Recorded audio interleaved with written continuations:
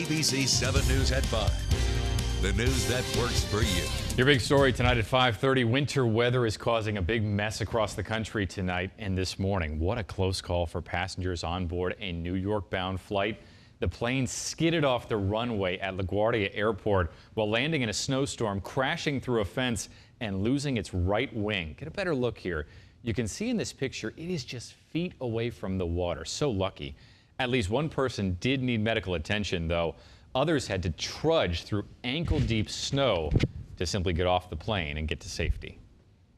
I think the pilot did everything he could to slow the aircraft down. Obviously, the pilot and the co-pilot's good efforts were reflected in the fact that there were only minor injuries. This accident happened as most of the nation is yet again in the grips of a powerful winter storm. It stretches from Dallas all the way to New York. Heavy snow brought traffic right here. This is I-65 in Kentucky, and it was a standstill. Look how fast that is. In West Virginia, melting snow also wreaked some havoc. Take a look. This bridge washed away in seconds with chunks of ice filling the river.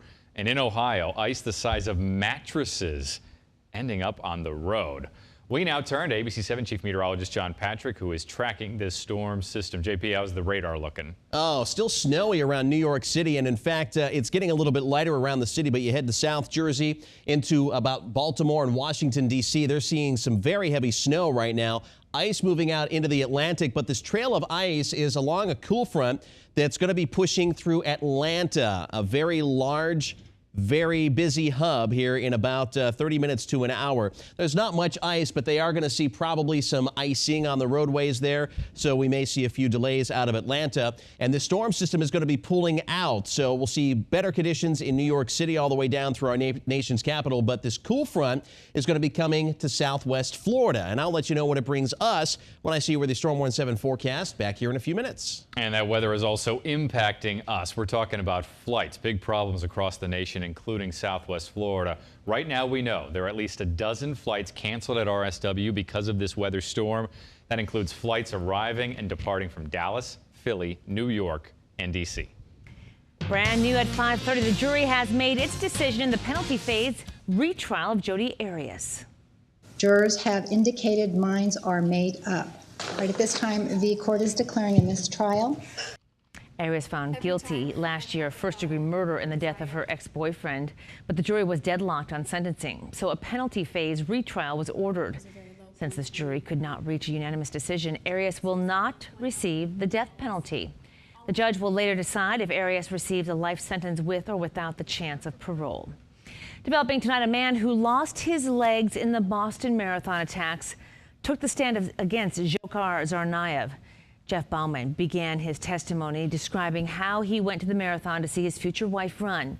He told jurors that he saw Tsarnaev's brother before the two bombs exploded. Bauman remembers that he wasn't watching the race. An image of him being wheeled from the marathon with both of his legs severely injured became one of the most widely distributed photos after the attack. Also new tonight, the family of Michael Brown now says they're going to file a civil complaint over the shooting death of the 18-year-old in Ferguson, Missouri. Now, it's unclear when they're going to file, but the family's attorney explained today why they're bringing civil charges, even though a Missouri grand jury failed to indict police officer Darren Wilson. We feel, and we've always felt from the very beginning, that Officer Darren Wilson did not have to shoot and kill Mike Brown Jr. in broad daylight in the manner that he did, that he had other options available to him. This announcement comes the same week that the Department of Justice announced that they would not be filing federal civil rights charges against Wilson. But the DOJ also said it found a pattern of racial bias within Ferguson's police department. Developing tonight, U.S. Ambassador to South Korea Mark Lippert is recovering after a brutal knife attack. Lippert managed to defend himself against a knife-wielding militant Korean nationalist, but still suffered some deep cuts that required 80 stitches. ABC's Karen Travers has the details on the vicious attack and what may have prompted it. It was a vicious and violent attack. Here's U.S. Ambassador to South Korea Mark Lippert just moments after being ambushed by a militant Korean nationalist. And I'm bleeding here.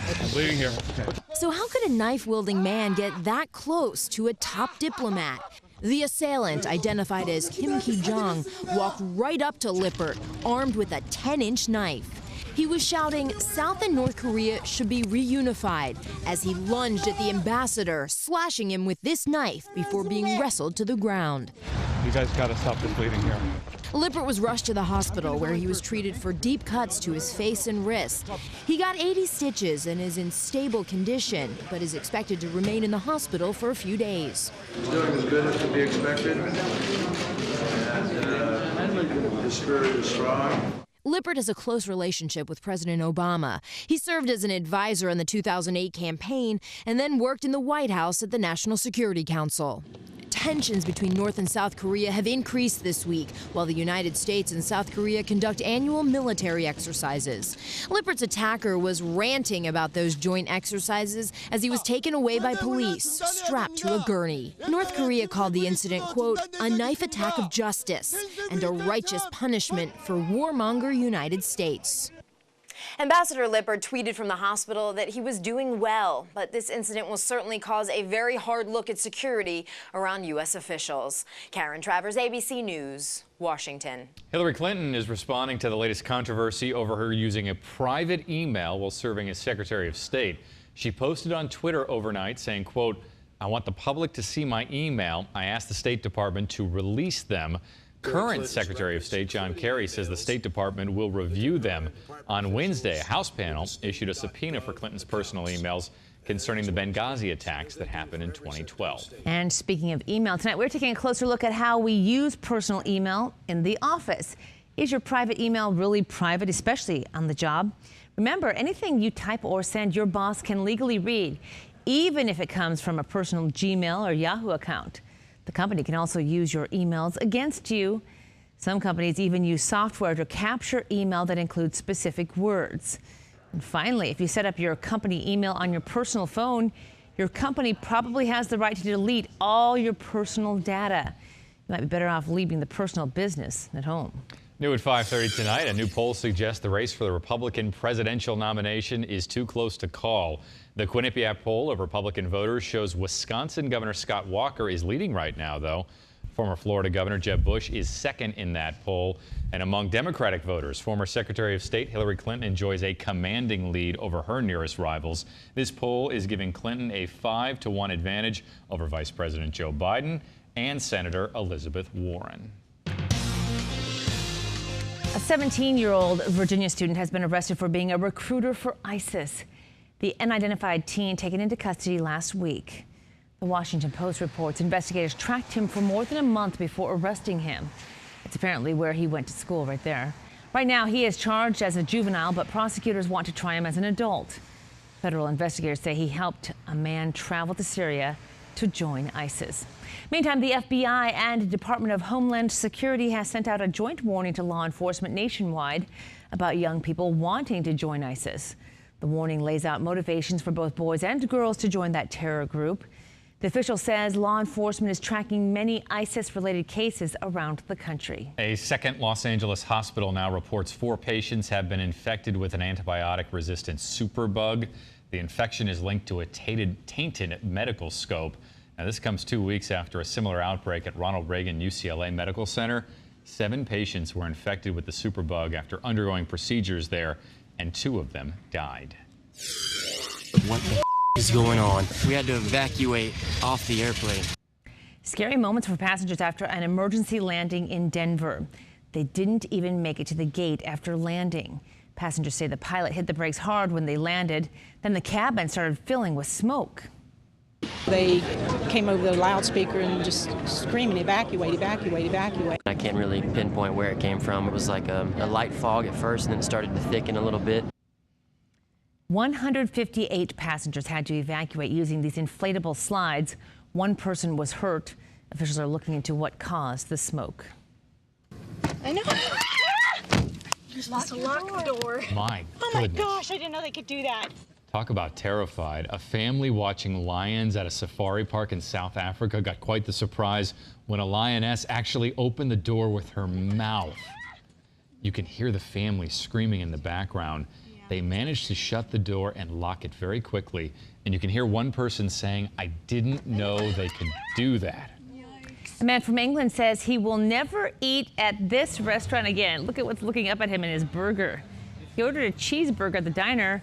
When he started eating it, he noticed something moving, not lettuce there. It was a caterpillar, a green slimy one, having a field day on his lettuce. Once he contacted the manager at the diner, they gave him his meal for free. Well, that's nice. And gift certificates for $166 that he can donate to charity because he says he's never going back. $166 too. I don't understand why that number. Odd number. The world's oldest living person is celebrating a new milestone today. Masao Okawa turns 117, so born in 1898. The birthday party at her retirement home was broadcast across Japan this week. Okawa calls her love of sushi her one secret to longevity. Her life has spanned 3 different centuries now, but this week Okawa said 117 doesn't seem like that long a time. I'll tell you the truth, y'all. That right there is a teacher lecturing a student. That lecture laced with curse words. Would you believe it gets worse from there, though? We're going to show you why parents are appalled. JP. Tracking a few inland downpours in eastern Collier County right now. They're headed off very slowly to the northeast. We should see a nice sunset, but we have more of these rain showers in your Storm Warn 7 forecast, which is coming up next. It was every pump, both sides, so that's 22 fueling positions that were completely destroyed and rendered inoperable.